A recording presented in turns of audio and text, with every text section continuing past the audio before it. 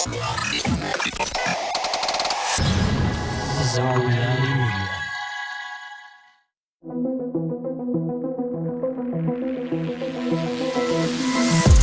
The reality we live in can be a very strange place.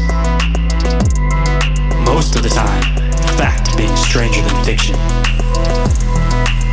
How will we ever start to understand this reality we live in unless we question everything? Join me and a guest as we unravel the mysteries of this reality, one topic at a time. This is Inquiries of Our Reality with Shayn Orin.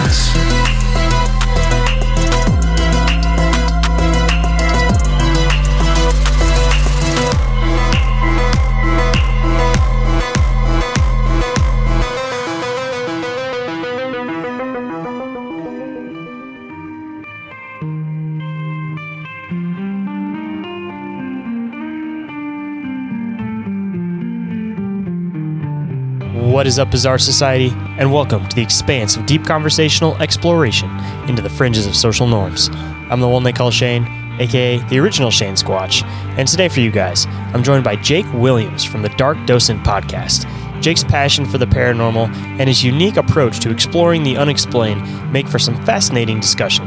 Today, we'll dive into some of the most mysterious phenomenon he's dived into on his still yet green show, like the Oakville Blob and the story of Robert the Doll. Whether you're a believer or a skeptic, there's something here for everybody. But before we get into this fascinating conversation, just one piece of quick news and updates. If anybody wants to catch the next live episode of Bizarre Inquiries, that'll be happening on March 5th at 7:15 p.m. Eastern Standard Time in the usual place, the Bizarre Reality Media YouTube channel. And if anybody has any questions, clips, or articles that they would like to submit for that, make sure you get it to us before then. But if not, of course, we'll pass it along to the next episode. And if anyone is interested in being a guest on the show, sharing your bizarre experience or encounter, or contacting me for any other reason whatsoever, you guys can do so through email, which is inquiriesofourrealitypodcast@outlook.com. Or if you have a professional inquiry, you guys could always email me at bizarrerealitymedia@outlook.com. And you guys could also call or text me on the Bizarre Reality Media hotline 24/7, and that number is 313-364-1551. And if you happen to miss any of that, it is available all down in the show description. And with that, let's get into the show.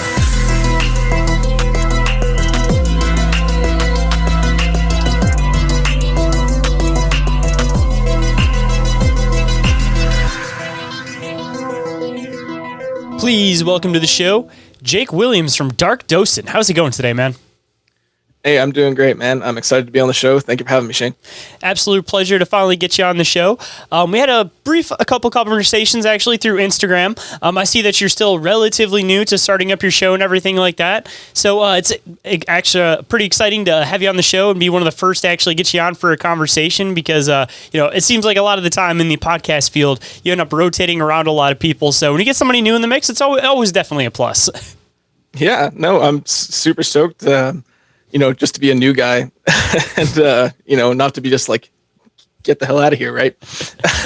Hey, and actually, before we even start up this conversation, you actually had taught me a new word, which actually is part of your your name for your show, which is actually, I guess, a perfect way to kind of leeway into what exactly your show is, what exactly you talk about over there, and maybe you can even fill people in on that fun fact if they don't already know what the word docent means. Okay, yeah. My show's called Docent.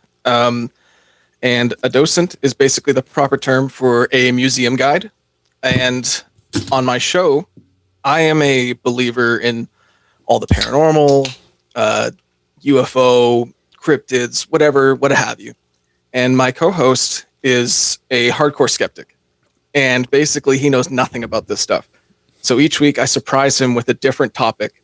And I try my best to prove it to him. I make an actual case of it. And I try to sift out the bullshit, get the most honest story, and try to prove it to him. And most of the time, he doesn't like it. But I have had him stumped quite a few times, actually. So. Well, I guess you got to kind of go on both sides of the spectrum. What are some of the ones you've covered that seem like they could possibly be the most plausible for him? And then what are some of the ones that you've covered that seem like they're just the most far out there for him that he just has no interest in? We've actually had, so on our show at the end, I'm a big believer in gray areas. So we rank it from 1 to 5, and most of the time he's only had a couple 5s on the show, and one of them was the Oakville Blobs. I don't know if you ever heard of that. Yeah, of course. Okay, yeah. And that one, he was absolutely hardcore convinced that it was like a chemical weapon of some sort being tested. And there was no doubt in his mind about that one. Well, I guess we'll hop back a little bit because I don't actually know if I've talked about this on the show. I don't know if you want to kind of quick summarize it, but if any of the listeners haven't heard about it, at least kind of fill them in a little bit before you give them some context. Oh, yeah, sorry. So the Oakville Blobs, it was something that happened back in the summer of 1994, where over a span of a few weeks, it was raining a gelatinous, gooey substance in the small town of Oakville, Washington. And it made all the people very, very ill. And it even killed animals in the area. And it killed animals in the area. And even some of the animals had like green foam coming out of their mouths after ingesting some of the goo. And the thing is that this goo, it was like tested at actual laboratories, and they found human blood cells in the goo. And it was kind of swept under the rug. No one really talked about it, but it just happened in this one town, and then it was cut off. And the weirdest part is today, if you go back to Oakville, the hospital that tested the substance isn't there anymore. The police station that investigated the entire thing, it doesn't exist anymore. It's almost like the whole town got like cleared out of anything that could connect it back to where it came from. It's super interesting. Sid, it reminds me a lot of like the Kentucky meat shower, and there's actually, believe it or not, like a pretty good like chronological order of a bunch of these like weird events. I'm trying to find the name of the book because when I started looking into the Kentucky meat shower, there was this book. Oh, it was The Book of the Dam by Charles Fort. It talks about the Kentucky meat shower, and that's one of the first that chronologically like put it in order around the time that actually happened. But he was studying a bunch more of these events from these like weird anomalous things falling from the sky, and of course there's like a variety within these things, but these like anomalous, like raining in one spot and something weird happens kind of cases, they're very like they're very like one off, but at the same time there's like a bigger thing that's happening between some that they're not always exactly the same, but there is like a similarity with these things happening like all around the world. And even right before the Kentucky meat shower, I believe it was, he had mentioned it in the book. I think it was in London, if I'm not mistaken, or someplace in England. They were talking about something that was almost like some type of like human remain or something that looked like it was something that was like a human biological that had rained from the sky. So that reminds me even more so of this, like just super weird stuff, man. You start diving into this, it seems like just a weird one-off, but there's a lot more to this puzzle than what there appears to be. Oh yeah, 100%. It's like anyone who's not as into the paranormal or the weird, they're always like, oh, you're into what, Bigfoot and ghosts and the Loch Ness monster, and it's like, well, there's so much other weird out there. Like, all you got to do is start looking at things that have happened, and you'll find like strange things that happen, like with the Oakville Blobs and the meat shower, like you said. Like, so much weird has happened that people just don't seem to look into. Yeah, they just try to come up with like an easy explanation. Like, I think the best explanation they used for the Kentucky meat shower is that it was what type of bird was it exactly? I want to say it was like seagulls, or no, it was like some type of vulture, turkey vulture or something like that. They're saying was like throwing up over the area. But I feel like that would have been one of those things that there would have been at least been one witness that would have said something along the lines of like they saw this group flying over, or the woman would have saw, after these things fell from the skies, she would have saw a bunch of birds up there or something. Like, I don't know. It's the typical thing like with, some of the orb stuff that people would just want to call it ball gas, or, with some of these weird sightings of creatures, they want to call them like blue herons. Like, a lot of the times it's easier for people just to throw an easy explanation on it instead of admitting that there's something a little bit weirder going on here, especially when you get into the fact that it got tested and there was human biologicals in there. Like, that's just, how do you explain that? That isn't just like a bird regurgitating, for example. Yeah, unless, the bird ate people, which is another weird thing. But then on the other flip side of it, I mean, the animals that would have ingested what was on the other side of it, they wouldn't have had negative effects. It would have just been this continuation of just animal eating animal. Like, there has to be some other component to this. Yeah, exactly. It makes no sense to me. And to me, I think I am 100% with the fact that it was a chemical weapon test. I totally think that that's what it was. And the the funniest part is like the excuse they gave was it was jellyfish. That I don't know if you ever heard of that. The reasoning they gave. I've heard like theories where it was what was they called it, like stardust or stardew or something like that, and it looked like jellyfish, and they would use this as like an explanation for some of these weird like anomalous rain events. But I haven't heard exactly jellyfish in particular, but like jellyfish looking like gelatinous substance, not particularly jellyfish, but still super weird.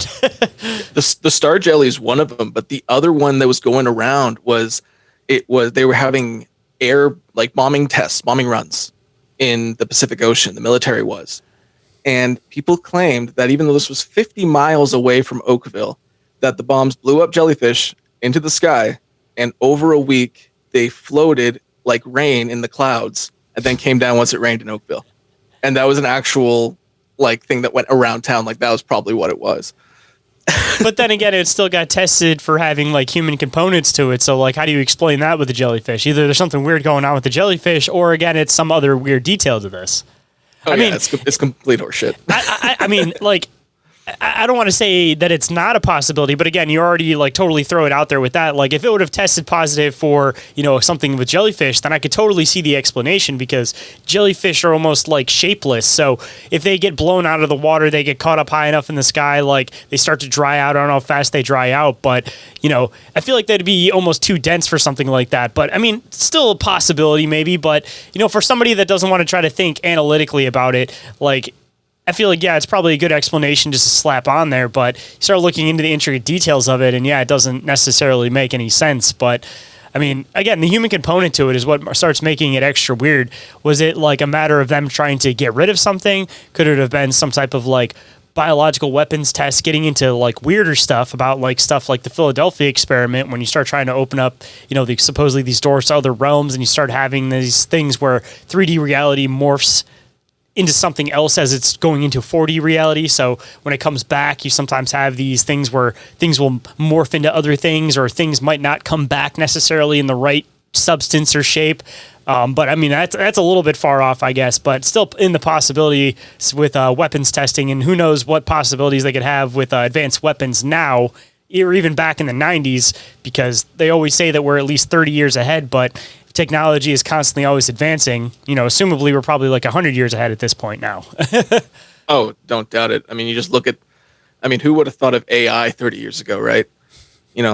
Like it's just it's crazy what we have now. I guarantee it's probably more like 60 years of technology. It's more ahead than what we got now. It's just insane what we have. If the general public has AI for what it is now, the only way that the general public gets things is after it's already been used for weapons grade possibilities. So the only way you're going to get it is after they say, all right, this technology is old, we don't need it anymore, this isn't cutting edge anymore.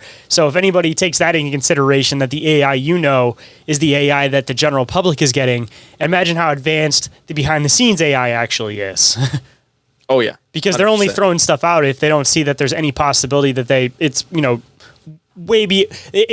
way too far back as far as their weapons advancements are at this point. Oh, yeah. No, it's insane. I mean, look at back in the 50s and 60s, the joystick was invented to help NASA, and it came out 15 years later to be a controller for video games. So, all sorts of stuff they had years before than what we thought of. I mean, also possibly training the next generation to be able to use some of these crafts, because talk about a weird thing to think about. We wanted to say that video games and all this stuff wasn't necessarily a psyop, but look what a lot of the people that are doing that were playing video games in our generation are doing now. They're sitting in a computer module, flying a drone somewhere, doing different types of like drone warfare, and it's literally like a variation of playing a video game essentially. Because if they didn't actually take that time to know how to fly planes and do all this type of stuff in these old video games, a lot of these weapons testing, or a lot of these weapons nowadays are literally using like game controllers to fly drones. Oh, yeah. Yeah. And, back in the 80s, the U.S. government actually did get, I think it was Atari, to make a tank simulator that they used. The game Battlezone. The game Battlezone was an arcade game, and it was like you emulated being in a tank, and then they paid Atari to be like, hey, can you turn this into a military test for us so we can train our guys in tanks? And they did it. I mean, even look at like Call of Duty, for example. I mean, that's definitely trying to make like a whole generation of warfare look like it's totally going to be a fun thing to go and sign up for. And I mean, honestly, let's be totally honest. The only reason a lot of the males in our generation actually know the names of all these different assault rifles and different weapons is because of playing games like Call of Duty. So on top of that, I mean, people are learning all the different variations of weapons, how they could possibly be used. They're trying to make warfare look cool. And on top of that, they're also teaching strategy and tactics. So, I mean, I don't know, man. It seems like there's a double-edged sword to a lot of this stuff. Oh yeah. There's always another reason, right? Well, I guess hopping back into what the original question was, of course, I got to hear the other side of the spectrum for what you guys were talking about on the show. Yeah. Sorry, went off a tangent there, but that's okay. No, those are always the best. That's some of the best part about these free-flow conversations is you never know where they're going to go, but it always ends up being fascinating. So exactly. Got to give yourself the possibility to get there, though. Yeah.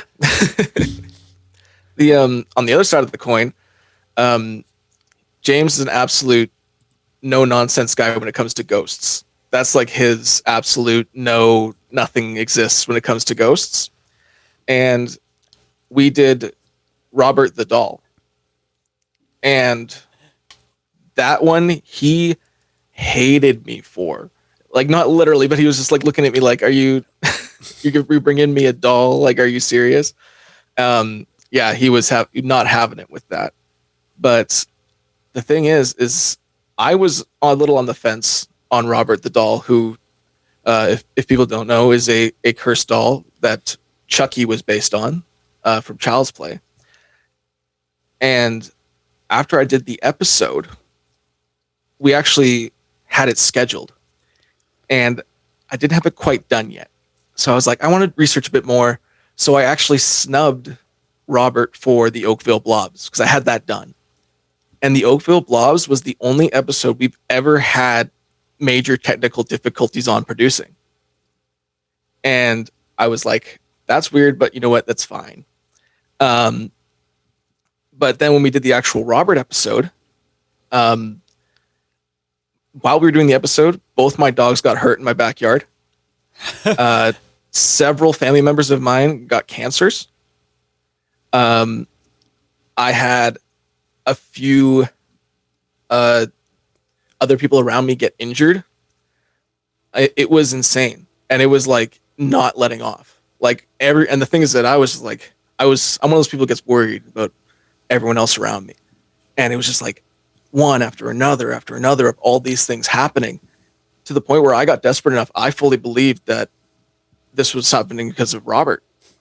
And I sent a letter. I was one of the guys who sent a letter to Robert, because lots of people send letters when they're feeling misfortune, if they disrespect Robert. And I sent a letter, and after that, everything kind of plateaued, which was very strange. But it made me a full believer in that Robert the Doll is a cursed doll, and you don't want to mess with him. Robert's one of the weird ones because it hasn't actually been touched by the Warrens, because the Warrens are one of those ones that's really up for debate when it comes to like Annabelle and everything. But when it comes to Robert, though, he's one of those ones that, I don't know, you hear all the stories about it, and it's kind of like the Bell Witch Cave, that even people that don't want to believe in it, you know, they'll just kind of mess around, they'll take a picture, and even if you don't necessarily see something, you start experiencing things that are like beyond how you could possibly explain it. Like one of the main things with Robert is the whole taking a picture of him, that you have to ask him permission to be able to take a picture of him. And if you don't ask him permission, then he'll end up getting mad at you. And if the only way to be able to relieve this bad luck is to basically write him a letter. And I've heard people even say things along the lines of, you know, they've tried to send him emails and it doesn't do the same. It has to be like a physical letter that he can actually see, and they'll leave the letters in the case. So, dude, again, just one of those really, really weird ones like the Bell Witch Cave, that there's just one of those similarities that is just really unexplainable. That there's clearly this component that is just predominantly like reoccurring with a lot of this phenomenon, but it can't quite be placed or put on one single type of phenomenon. Yeah. Robert's a crazy one. I didn't like doing that one because, you know, and the famous words of Michael Scott, you know, I'm not superstitious, but I am a little stitious. And yeah, no, I fully believe that was something weird with Robert. Also, I've had a lot of people ask me to do Annabelle, and I'm like, man, Annabelle's nothing. Have you heard of Robert? Like Robert's the one where there's some real bad juju there. Hold on tight, guys. We'll be right back after this brief commercial break.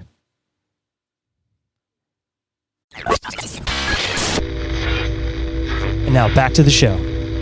But, well, I guess this is a good question to ask, at least because you dive into the paranormal and stuff. But I don't know how much of a background you have, of course, before you started your podcast. I know you're still relatively new to the whole podcast thing. But as far as the Warrens go, how do you feel about the Warrens? What's your kind of belief on the Warrens? do you want my blunt take? Yeah, that's what I'm going for, because I'm just curious on which way of the paranormal I can dive in with. Usually this is one of those good dividing questions to know which direction people go. Personally, I think the Warrens are liars. Well, thank you. Yeah, I'm going to be completely honest. I think the Warrens are liars. I think every case they did was attached to a movie or a book deal or anything like that. And they seem to just kind of, instead of help people like some paranormal investigators try to do, they seem to like latch on things that they thought they could make money on. That's what I felt. I understand lots of people have different opinions than me, and that's okay. But this is always a really good way to differentiate like the paranormal enthusiasts from like the paranormal researchers, because I feel like once you kind of break into the level of actually doing research, instead of just being kind of like, of course it's totally okay to like research the paranormal and be fascinated by the paranormal, but when you start breaking into like the research behind it, I feel like the Warrens are quickly one of those ones that you debunk. So I guess it's kind of lays the path as far as where people are in their paranormal research, because I feel like once you cross a certain threshold, you're like, yeah, the Warrens are just full of shit. Oh yeah. Yeah. I definitely considered myself more of a researcher. My enthusiasm made me a researcher since I was a kid. So I'm like, on my show, I'm all about cutting out the bullshit. I'll tell James that this is bullshit. And then I'll tell him the actual truth behind it, or like more real story behind things.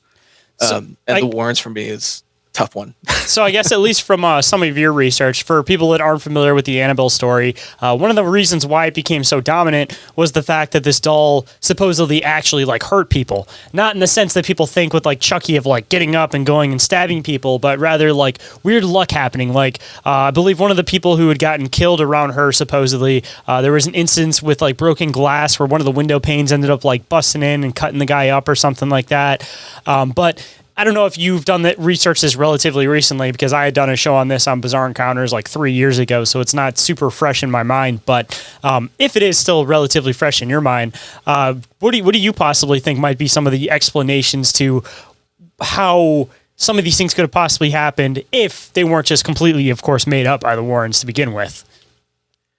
Well, it's been a little while since I looked into Annabelle, but when I was looking into it, I found a lot of the stories, like the really extreme ones, started at the Warrens. Mm-hmm. And there was a couple other stories where they say, the Annabelle choked the boyfriend of one of the girls that had Annabelle in his sleep, and he was attacked. But I had a hard time finding anything from the actual source. It's all seemed to be secondhand from the Warrens. So I don't know if there is anything to Annabelle. I'd like to do some more research though, and maybe do an episode on it just to be sure. But because it was a long time ago that I looked into it. But yeah, I think the Warrens exaggerated a lot of stories. Say, unfortunately, there was the one paranormal investigator recently, I'm totally forgetting what his name was, but he was traveling around with the Annabelle doll, and he ended up having a heart attack, which falls into possibly, some of the weirdness with the Annabelle doll, because, with a lot of this folklore stuff in general, I think that there's a root of truth to it, and then it ends up getting blown into something that's way bigger than what it was. So, I do adhere to the possibility that there may have been something weird going on with this doll, but I also adhere to the fact that I think the Warrens blew it up into something way bigger than it possibly was. That being said, of course, I still consider the fact that there could still be the possibility of this being a cursed doll, and cursed doll in the effect of just, like Final Destination type of things that would happen to you. Like, again, this guy having a heart attack. It's not something you can directly relate to the doll, but it's still something that's like an instance of bad luck that happens when you're around the doll.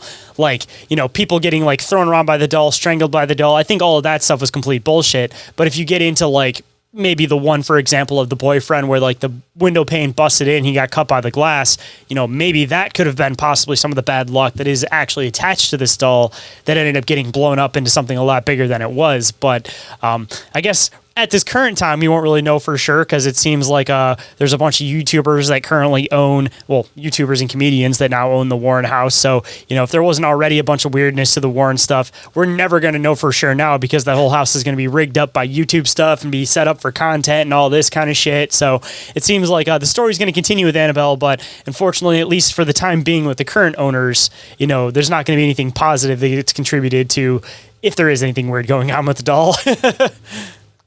Yeah, if there is some if there is something weird going on with the doll, I would love her to prove it during one of their stupid prank videos or something. Just do something nuts. But nobody would believe it though, unfortunately, because that would be exactly what you're expecting from these people. So that would be the best part. If you wanted to totally get to these people, you drive them batshit fucking crazy, because everybody would think that they're just making stuff up for content, and every single thing that they film is actually real, and this thing is actually moving around and doing everything. And that'd be hilarious, man. Every piece of film, these people are going crazy, and it's all real, and everybody just thinks it's fake. It would be amazing. Well, I guess talking about some paranormal stuff, I, of course, wanted to be able to dive into some of your experiences. And I don't know where the ranges of your experiences, but I'm assuming, since you said that paranormal is kind of near and dear to your heart and you cover it a lot in the show, a lot of the time people starting up these shows usually are inspired by their own experiences. So I'd like to dive into some of your experiences, maybe even some of your first that inspired you to get into this stuff. Okay, yeah. So I was kind of just always into it. When I was young, my dad used to watch me while my mom watched my brother upstairs, and we would watch MTV and, Limp Bizkit, Korn, and all that stuff. But my dad would fall asleep, and it would turn to like these strange alien, Bigfoot, Bermuda Triangle shows. And I was like 3 or 4 years old, so I would just be like, there's planes and boats going missing in the triangle. Why is no one stopping this? Why is there's a hairy monster in the hills? Why has nobody gotten it? Like, it would just, so I've always been into it. But the finding experiences has always been difficult for me until I was in a band and our jam space was a haunted house. Our friend had a farm, and there was an abandoned house way in the back of the property. And she said, hey, if you guys want, you can clean this place out and you can use it as your jam space. There's no people around. It's perfect for you. And we were like, awesome. Was it half taken over by nature? Like one of those places where you have like roots and everything growing into the house, or was it not that far along? Just out of curiosity. It wasn't that far along. But it was, like you go inside and there's like furniture stacked all the way to the roof, and there's hanging electrical wires that are live, and like crates of like old pickles from like 1972. Like it was awesome. And she's showing us around, and we're a bunch of kids, in a punk band. We're like, this is fucking sick, man. Hell yeah. So we're like, we can totally clean this up. And as we're walking in, it was like an open area, then a hall to like bedrooms and a living room. Very small house. And she was showing us around, and we walked down the hallway. And we were all joking around until we walked down that hall, and it just got so cold. And you felt like something was watching you instantaneously. And she turned to us and she said, now this is where a little girl died 100 years ago, and my mother died. No big deal. Yeah. And she said, when my mother died, the Bible fell off the shelf and opened to her favorite verse, but that's nothing. So no big deal. Like I said, no big deal at all. No, it's fine. And she warned us. She said, by the way, in the living room, don't put anything on the shelf. She doesn't like things on the shelf. They will get thrown at you. So we were like, okay, I'm a believer. So I'm like, you know what? I'm respect the ghosts. They let me play in their house. I'm gonna do that. And anyway, a few months passed. We've cleaned this place out. We've made it look nice for us. And I went up there early because I had a bunch of new guitar pedals, and I was trying to practice hitting the guitar pedals and singing at the same time, a bunch of different sounds, just checking some things out. And since no one was up there yet, I decided I could play without the PA system on, so no microphone. I checked the PA system. It was off. And I put my pedals down. I started playing and just had the microphone up to my mouth. And it started to shock me. And I was like, I guess, what the hell is this? Whatever. I keep going. Shocks me again. And I'm like, oh, this must be just some like weird ground thing or something. I don't know. So I was like, being the genius I am, I decided I'll just go to the bathroom, get a roll of toilet paper, and wrap the whole microphone. I go to the bathroom. It's 10 feet away from the microphone. I come back, and when I come back, I hear like this rising white noise in the room. And I'm like, what the hell is that? And I look over, and not only is the PA system on, but every single level has been turned to max. And as a musician, you find those levels you like, you don't touch it. You keep them there. It's sacrilegious if you touch that. Yeah, exactly. And so I'm looking at it and I'm just like, I just turned the system off and I sat down in the middle of the room. I just kind of looked around and I went, I'm glad you like it. Because she turned everything up, so she must have liked it. But yeah, that was my main ghost story that I've experienced, and people still tell me, "Oh, you probably just turned it on and didn't realize and stuff." And I'm like, I did not turn that PA system on. I know that. I checked it. So, I mean, that's one of those things that perfectly falls into the paranormal because, of course, they like to mess with electrical stuff, and especially the fact that they can mess with audio equipment to be able to put out a sound. Like, man, I wish that you would have been recording, for example, when you started hearing that rising, like, white noise, for example, because I feel like you could have maybe even, like, broke that down, slowed it down. There may have even been, like, a voice or something within that. That would have been, like, super duper fascinating. Oh, I wish. That's, yeah, no, it was crazy to experience. Have you had a ghostly encounter or anything like that? Yeah, of course. I've had like a mix of them that I've talked about on the show for a few times. Okay. What's been your scariest encounter? I want to know now. Oh man, it's one that I've talked about like on so many different shows, but not without getting into like the full explanation of it. When I used to do some urban exploring and everything, I used to do this place called Northville Psychiatric Hospital, and we had this one night there. We decided to go down into the basement and try to check out these tunnels that went underneath. And when we went down there, we ended up going down past this one area where there was like this big cutout in the wall. And when I walked down into there, I turned into this area and ended up hearing this voice that told me run. And right in front of me, I saw this like physical thing that was like this long, lanky, decrepit, human-looking thing that stood up from behind this like metal hospital gurney. And we took off out of that place.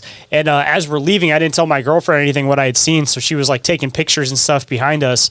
And I can send it to me after the show. But we ended up catching pictures of this thing that looked exactly like what I saw, but it's almost transparent in the picture. Super duper weird, man. But that was probably like one of the weirdest, like freakiest ones that ended up pushing me into doing a lot of this research.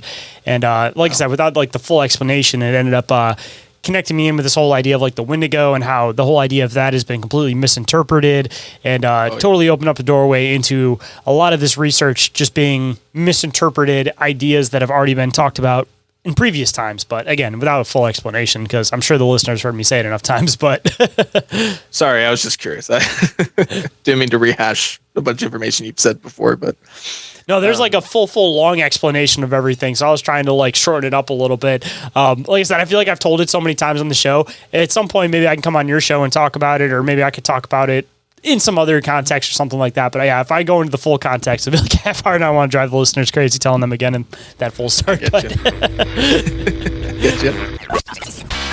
Inquiries of Our Reality will be right back after this brief commercial break, so stay tuned.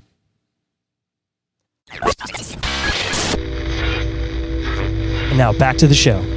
But flipping it around, I guess, flipping the microphone back around again, you mentioned that was your first of paranormal experiences, so I'm assuming that you may have had some other ones, of course. I did, but this one tends to get skeptics kind of get their underwear in a knot, because I had a sleep paralysis episode, but only once.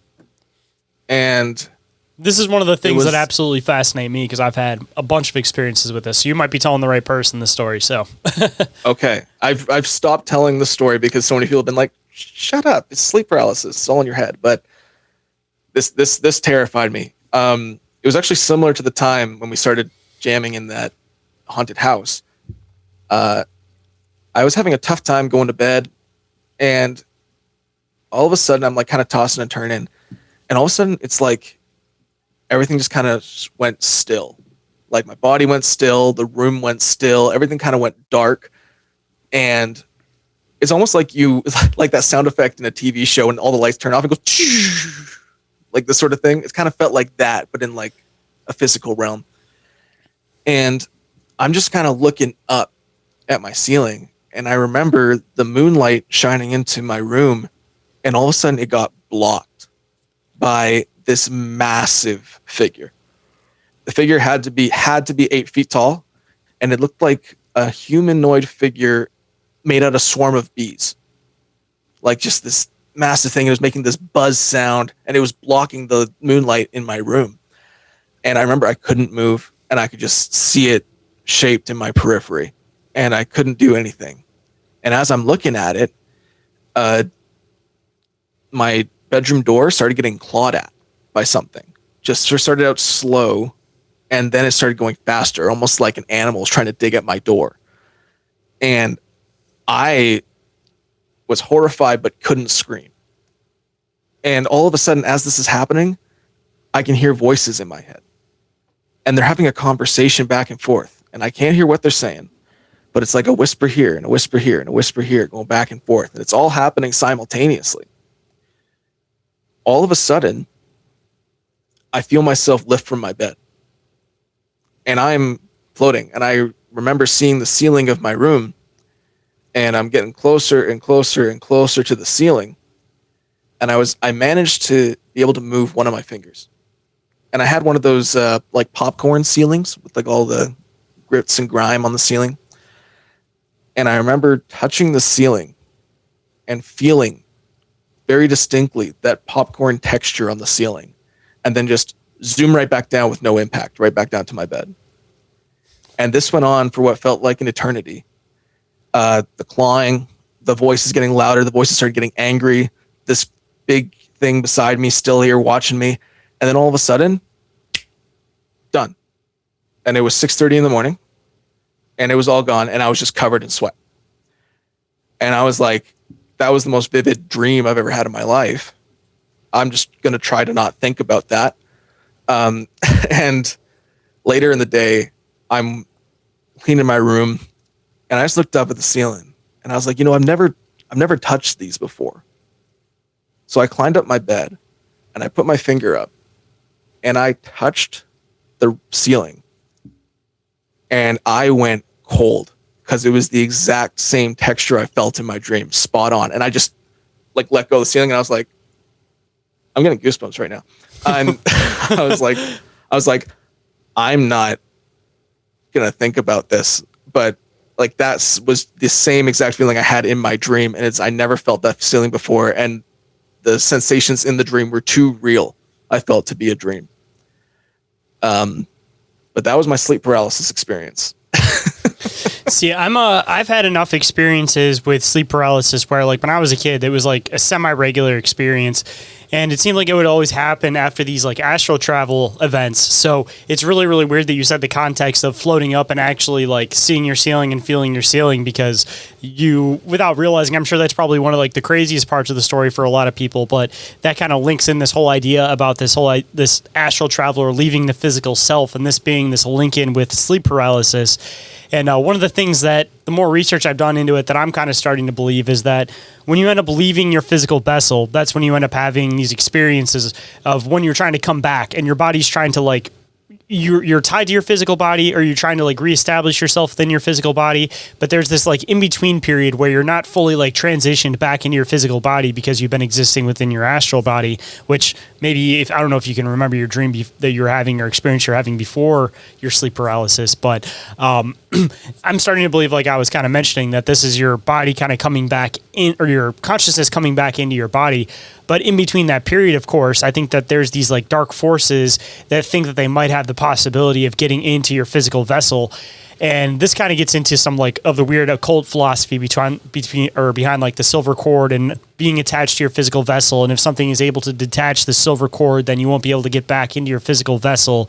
I feel like there's these creatures or these beings that'll stay around if they know that there's people that have this possibility, thinking that if that silver cord gets detached, they're going to hop right into this physical body. So when people have these sleep paralysis experiences and they see these different types of beings all around them, I don't think it's a matter of paranoia necessarily, or the mind creating this because you're in a moment of high intense fear, but rather that they're these things that are just kind of waiting around for the opportunity, hoping that you may not be able to get back into your physical vessel. And I know this probably sounds totally far and out there, but I've been doing a lot of like heavy, deep research into the occult lately. So like this is kind of like baseline for like where my head's been lately with a lot of my research. I don't think it's out there at all. Like some of the astral projection stuff, I've read it very, not as in depth as I should, but like some of that stuff's just absolutely terrifying that you read about. Like there's so much more to this world than we understand. And I could definitely see something like that happening. And the fact that all of the experiences of sleep paralysis seem to be so similar, like, something laying on your chest or a shadow man just out of your periphery or voices, like they all seem to align just too well to be international, in my opinion.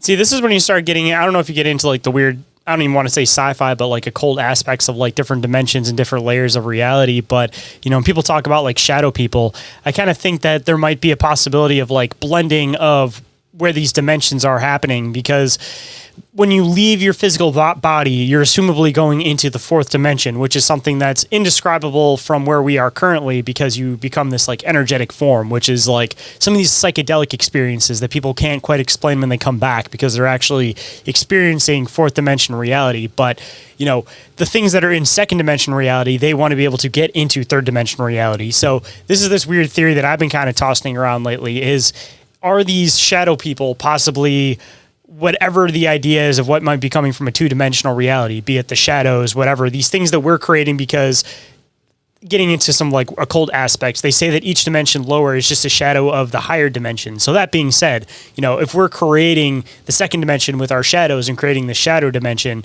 if we have these weird spots where we're in between, where our body or our consciousness leaves and goes into the fourth dimension, is it possible that these two-dimensional beings are trying to wait in the spot, thinking that they might be able to slide into three-dimensional existence? And that's what some of these shadow people experiences are, is two-dimensional beings. Like, again, weird and occult, but... Thanks for that, Shayn. I'm not sleeping tonight.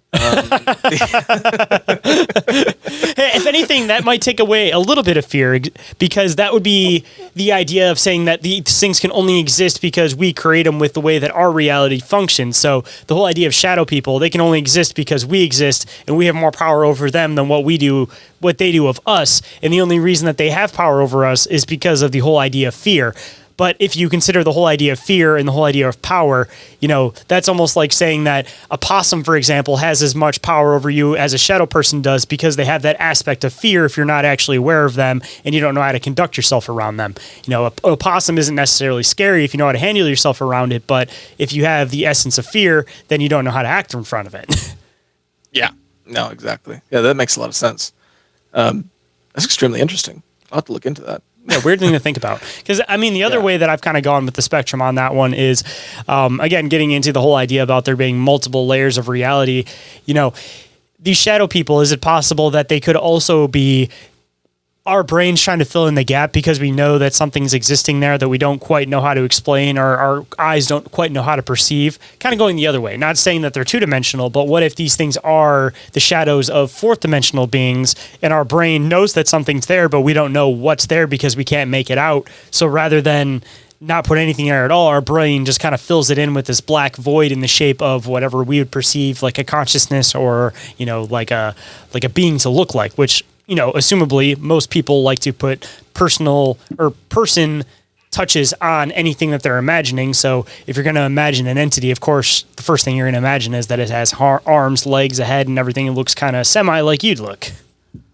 Yeah, no, that makes a lot more sense. And do you think that ties into something with like the Hat Man that people see and stuff like that? See, I definitely think that might be a possibility too, because if you get into the whole idea about, again, layers of reality and dimensions and everything, time only exists in the way that we perceive it from our reality. So if you're considering the fact that if there's beings that are coming from this space that might be beyond time necessarily, there might be looking at this component of time as just more so one solid block. So rather than trying to be exactly specific to this whole time, they can kind of just go, people wear hats in this time. It's universal. It's not something that's intimidating. So let's just wear hats. So they just appear with this shape because they feel like it's something that would be familiar to beings of this time era. And it's something that's semi-universal, where the whole idea of hats works for like a 200, 300 year period. And this is something that gets into weird with like the whole Men in Black component of things, that the Men in Black have been dressing the same for 100 years now that we've been documenting these things almost. So is it possible that, the whole reason why they've never changed their look is because there's something that exists beyond time and they kind of just pick a universal look for this whole segment of time? Yeah, that's what I think with the Men in Black, is they find that universal outfit that just seems to be timeless. And that's why they attempt to fit in so well. See, some of the weird parts about the Men in Black, though, is the slight little variations of things that do change. Like, for example, in the United States, most of the cases they're driving a Cadillac. Classic American car, right? A lot of the cases in the UK, what's the typical car that they're driving? A Jaguar. Classic UK car. So it's kind of funny that it's like they'll try to blend in, but they also don't blend in very well. But on the other side, they'll also be very precise about, like, this is the car that would be the typical car that somebody would drive in this area. Like, super weird. Yeah. I mean, I'm up in Canada, so what the Men in Black drive up here, put like a dog sled or something. But that is really cool, though. That's super interesting that they semi-match the area that they're in. Have you dived into the whole weird stuff with certain people having like Sasquatch cases or weird cases out in the woods where they'll have these Men in Black experiences, but they're not Men in Black. It'll be like one guy that's dressed like semi-business formal and another guy that'll be wearing like a flannel shirt or look kind of lumberjacky, and they'll have these like Men in Black type experiences, but with this two trios of guys, and it's usually linked to like Sasquatch instead of extraterrestrial experiences. I have heard some things like that. I don't know anyone personally who's experienced things like that. I haven't either. I wish. Yeah, I live in the Pacific Northwest, so there's no end of Bigfoot stories up here. But I have heard some people like say that maybe Bigfoot's tied to like some government culling, like they're keeping the population down and you can't see them. I heard about it when Mount St. Helens blew up. Apparently there was something like that where they found bodies of Sasquatch allegedly, and that part links in with the whole Ape Canyon thing too, of course. Yeah, and they said they saw government officials like that at that time too, according to reports. So that is really crazy to me how government ties into Sasquatch sometimes as well, like Men in Black-ish. Just out of curiosity, since you're from the Midwest, you said that you hadn't actually heard any of these stories like firsthand, but have you come across any of these stories like secondhand or anything like that? Because I always find them absolutely fascinating when I hear them, and I've only heard maybe like one or two stories in passing. So just out of curiosity, being in the area, like what are some of the stories you've heard about these two Sasquatch Men in Black type characters? I've just heard like... all I've heard is they just come on and they're less threatening, I've heard, than the Men in Black with aliens, but they more just come in and be like, you saw nothing, you saw a bear, and they're more like just this never happened, but less threatening than what the Men in Black seem to be when it comes to extraterrestrials. But I don't know. All I do know is apparently the CIA had a file on Bigfoot for some reason. Which is a crazy thing, for something that's allegedly not real. That's all over the world too, for anybody that wants to say it's not real. I mean, like, why is it all over the world and just has a million different names? Just want to point that out. Yeah. Yeah, the Yeti, the Yeren, the skunk ape, Sasquatch, literally everywhere. The gray man of Ben McDewey in England, like everywhere there's some sort of Sasquatch type creature. I just don't know why they would cover it up. It's safe to say I don't know. It's it's just something that perplexes me of why this would be covered up or have any sort of government involvement. Well, I guess we could kind of get into that in a second, but just out of curiosity too. So the main thing that I've always heard is exactly what you've just said, that they mainly will just come up and say, like, you didn't see anything, you saw a bear. The main thing that I've kind of wanted to find, but I haven't come across, is any of like the weird Men in Black stuff, like not knowing how to eat Jell-O, or just like these like weird things that they do. Before we get into like conspiracies of Bigfoot, of course, have you heard of anything weird, just again being in the area of them like doing anything weird, or does it seem like they're a lot more like human than the Men in Black? They, from what I've seen from guys, I actually have one friend who experienced seeing a Men in Black at an airport, and he said he looked like a person. He said what everyone else seems to say. He looked like a person, but he had the glasses. He seemed hairless. Very smooth, but the part that made him think Men in Black was at first he thought it was just businessman, because he saw like, tie, black trench coat, black fedora, all that. But then he looked at his hands, and both of his hands were wrong. Like he said, they had the wrong amount of fingers, or they bent the wrong way, or they were a little mangled, and it was both of them. But he was still like walking around, like going about his day, but with these strange mangled hands. But everything else looked uncanny valley-ish, other than his hands. And like he tried to mimic the hands, but he had to hide them. He was like, they're close enough. He like kept them down by like his side, sort of thing, and like wouldn't raise them, like walked with his arms straight. Dude, that's like one of those like really, really weird things, though, that just to throw this into perspective, man, think about how many times you could possibly walk past somebody like that and you just wouldn't even notice. Like, your perception wouldn't even pick it up. Like, you can walk past somebody in passing, see their fingers, and your brain will just kind of put them in place, and you may not even notice that they're all mangled and jacked up until you actually take the time to double back and actually look at it, because your perception can be so influenced by just filling in the blanks of something moving past you. So, like, just so weird to think about that there could be a lot more people like this existing in reality, and they just kind of get passed along in a group because you just don't take the time to actually look back and pay attention to it. Yeah, I mean, like, how many people are actually going to go out of their way to investigate every person that walks by them, other than maybe a creep? Or say, like, why are your fingers messed up, because you can't just go around asking people questions like that either. You kind of... Yeah, you can't just, some people might. My brother might. But yeah, no, it's crazy. And, the brain does put things together for you. Like, have you ever read those people where they show scripts, but they show the beginning letter and the end letter of a word, but jumble all the letters in between? And if you read it fast enough, your brain won't even recognize that the letters are jumbled. It just does it all for you. And until you go back and realize every word has been switched a little bit. It's even like those things with sounds where they can just play like a just generic like muttered sound, and then they can play a voice before and after it, and they can make you hear it in two completely different ways depending on which way your brain wants to feed towards it. Like, people hear like the thing where it'll just sound like gibberish of like brr, brr, brr, then you hear like pickle, and then somebody will hear a totally different word in it. Like, it's crazy that you hear about all these ideas that like the universe is mental, the universe is the mind, perception can be altered drastically. And then you don't really put much thought into it, but then you have these like little components of things that you don't realize that your brain just fills in the gaps with all the time.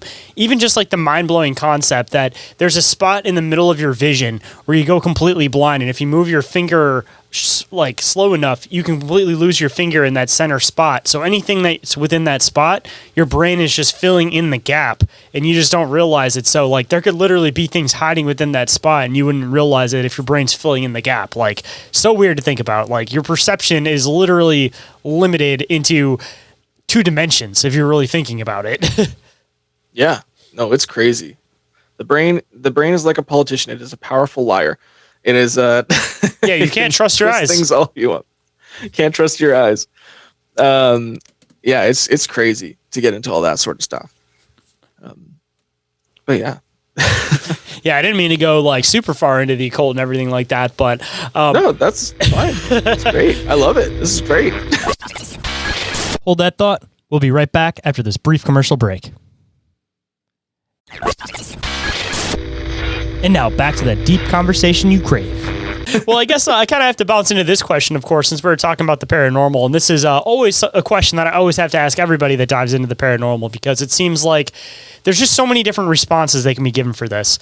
I'm assuming, again, that paranormal is probably like your main focus that you kind of like to dive into as far as like your research goes, correct? Paranormal, like, are you talking about like ghosts and stuff like that, or like just everything? Like paranormal in general, like ghosts specifically. I kind of dive into all sorts. I have most experiences with ghosts, and I find ghosts actually a little boring, a little bit, just because, not because they're boring, but because I'm like, they're here, they're real. What are you talking about? Yeah, it's like this is not even worth investigating sometimes. But James has sparked that curiosity back into me, because I'm like, I got to prove it to this guy. But I do like all facets: cryptids, ghosts, UFOs, conspiracies, like you name it, I'm going to dive into it. Well, I guess since I brought up the question, of course, I got to ask the paranormal question. So, as far as like ghosts go, the whole idea of ghosts, what do you think that they are exactly? Because I know a lot of people get into the whole like disembodied spirits idea. Some people get into like the other dimensional beings idea. Always fascinating, again, to see people's perspectives on this. But like, what do you think is like the explanation of the paranormal? What do you think is like causing this whole like ghostly phenomenon, to be a little bit more specific? Mm-hmm. It's a tough one. I think there's a lot of theories that make a lot of sense. I think there are a lot of energies, but they could also be possible afterlife. It's just it's crazy to me. There's just so many different possibilities of what it could be. I think there is definitely some validity in the fact that it could be an interdimensional thing. That these could be things that happened. One theory I heard was time isn't. There is no then, there is no future, there is just now. And these ghosts could be interdimensional beings from a different time period, which is why sometimes ghosts look just as surprised to see you as you are to see them. However, I also like the theory of that quartz theory. I forget the exact name of it, but lots of like stone tape theory. Stone tape theory. That's it. Yes. I think there's a lot of credence to that too. Like they're echoes of energy if the energy is strong enough. And then also, there's a lot of people who have experiences with afterlife, and people coming back from the afterlife to speak to them through EVPs or through anything like that. So I'm kind of into each theory. I'm wondering if maybe it's an amalgamation of all three. Maybe it's something we just cannot comprehend in our realm. That's kind of what I'm starting to believe when I start to dive into this stuff more and more. And I'm almost kind of starting to wonder if there's a lot more of an understanding to the ghostly realm than what they lead off to be. And I say this all the time on the show, the whole conspiracy of like the paranormal, that I think that the reason why these like paranormal investigating shows have become so popular over the past 30 years is because they're trying to pull away from like what this realm might actually be. But again, getting into some like weird, like cold philosophy on things, like I think that whatever you become, whatever like the soul is, whatever the consciousness is something that's like beyond physical form. So whatever these things that we're experiencing are, I don't think that they're anything like physical. So that being said, of course, if they are the consciousness, the spirits of like things that used to exist here, for example, I think that there's something that might be too attached to the materialistic world, which might be why they're holding the shape in their materialistic form, because if they were absolute consciousness, they would go into the light and become something else.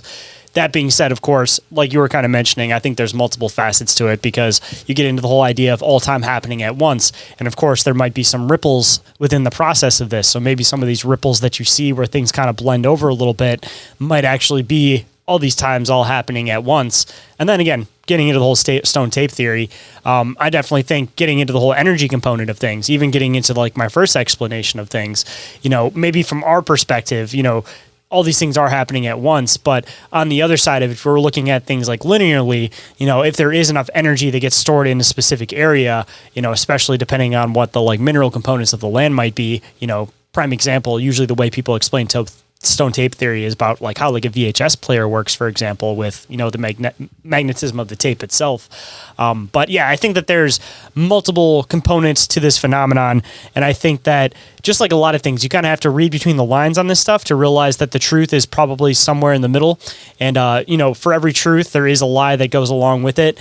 And of course, if there is any definite truths within something, there are going to be people that try to pull away from that truth. So, you know, if there is power, if there is understanding within this paranormal realm, you know, what not a better way to draw people away from it than with BS paranormal shows or making everybody think that they have it already completely figured out, when, you know, I think there's a lot more power to this realm, and this might be, you know, a huge component that gets talked about through a lot of ancient philosophy.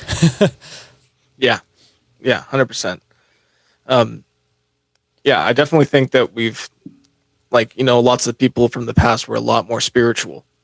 And lots of people say, you know, it's mumbo jumbo, you know, they had a lot of superstitions. But I'm like, you know, maybe we're meant to be more attached to spiritual realms than we are today. And maybe they've, if you want to tie into conspiracy stuff, maybe they purposely kind of took us away from that for some reason.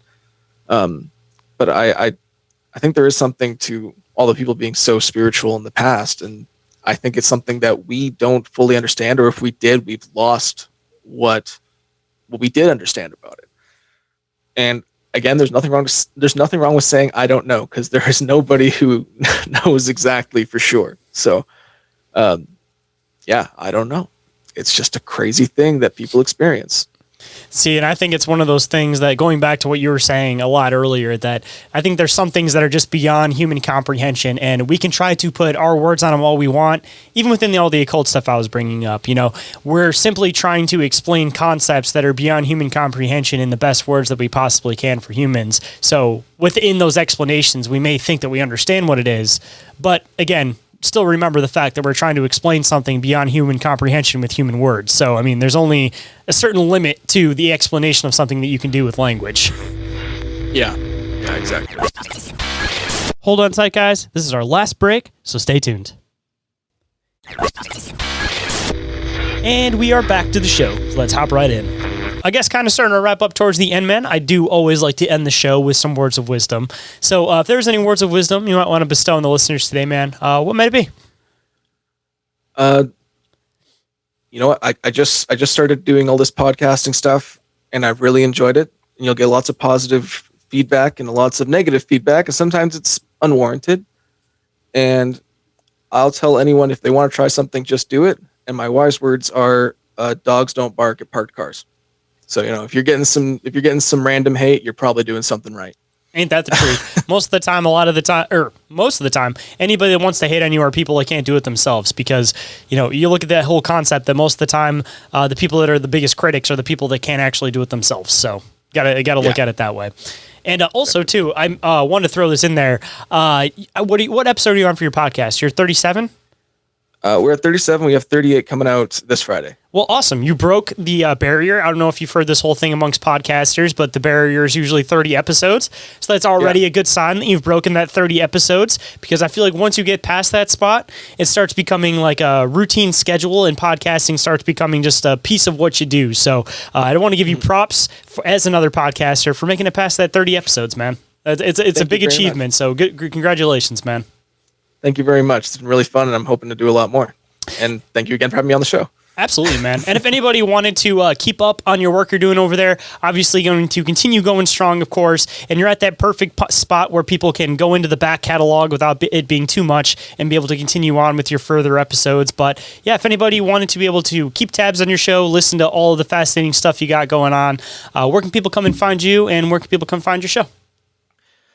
You can find Dark Docent Podcast on Spotify, Amazon Music, Apple Podcasts, and YouTube. And we also post all of the case photos and some updates on our social media, which is on TikTok, Facebook, and Instagram. All the same name, Dark Docent Podcast. Well, man, I will make sure I include all those links down in the show description so everybody can find it quick and easy.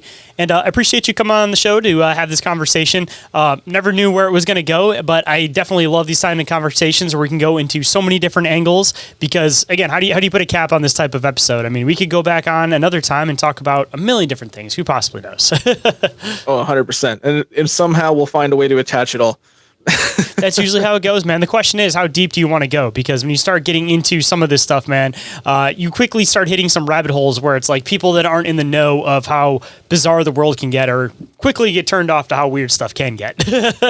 Oh, yeah. Oh, I know. Big thank you to everyone for catching this week's episodes. Just a reminder, this show wouldn't be possible without you listeners. Podcasts are a labor of love, and I want this show to be able to keep around for as long as possible. So if you'd like to support the show and all the hard work behind it, don't forget some of the best ways you guys can do that is by leaving a review or rating for the show anywhere that you guys happen to listen to podcasts. And once I find it, I will read it on the show and give you guys a big shout out. And you guys can also share the show through word of mouth with anybody that you think might enjoy listening to the show. Those are two of the absolute best ways to make it so that the show will be seen by more people, and in turn, hopefully continue to grow, and so that I can continue to keep getting awesome guests on for you guys. And if you guys are in a position to support the show and find value in what I do, please consider donating to the show directly. That is absolutely the best way to support the show, and you guys can do that through PayPal, Cash App, or Venmo. And if you guys would like to leave a note with those, of course, I will read it on the show and give you guys a big shout out along with it. And you guys can also go and check out the Patreon now with just one single tier for $2.50 a month. And with that, you guys get full access to everything for this show, for Bizarre Encounters and Bizarre Inquiries, and anything else we happen to post over there. And if you guys want to see what it's all about, there's a 7-day free trial. And if you guys enjoy what it's all about, hopefully you'll stick around for a bit longer. And last but not least, you guys can also go and check out the Bizarre Reality Media merch store if you guys would like to wear your support for the show. And again, make it so that more people are seeing the logo, it's getting out there in the real world and everybody's seeing it. And of course, if you guys post a picture of you guys wearing it, I will repost it on my pages and of course give you guys a shout out, as I continuously say through all of this stuff, of course. And if you guys are interested in doing that, t-shirts are just $15.68 plus shipping, which equals out to about $20, so about average, and you guys can support the little guy in the process. And if you guys want to keep up on the show, you guys can also go and follow the show on Instagram and Facebook. And you guys can also catch live shows and video content on the Bizarre Reality Media TikTok, YouTube, and Rumble channels. And if you guys need another podcast to get you guys through your work week, please consider checking out my other show, Bizarre Encounters with Shayn Orin, diving into a lot of the same topics that we talk about on this show, but done in a different style, of course, because a lot of it is our deep dives rather than interview style. So if you guys enjoy this show, I definitely think you guys will enjoy that show. And if you guys happen to have missed any of that, it is all available down in the link tree, which is available down in the show description. And with that, hope you guys enjoyed the conversation. Hope today's show has connected some dots in your own reality. And I'll catch you guys on the next one. Have a good night, everybody. Reality isn't what it seems. Abductees taking aboard a craft with a tractor beam. Is life a simulation or an astral dream? Aliens travel through black holes in different galaxies. Life is a bizarre odyssey, with a mic talking about philosophy. Well, Bigfoot is stalking campers as a Wendigo walks through the woods of sharpened antlers, using a Ouija board to talk to the dead like a necromancer. There's so many questions and not enough answers. So if you're interested in mysteries and abnormalities, tune in and listen to Inquiries of Our Reality.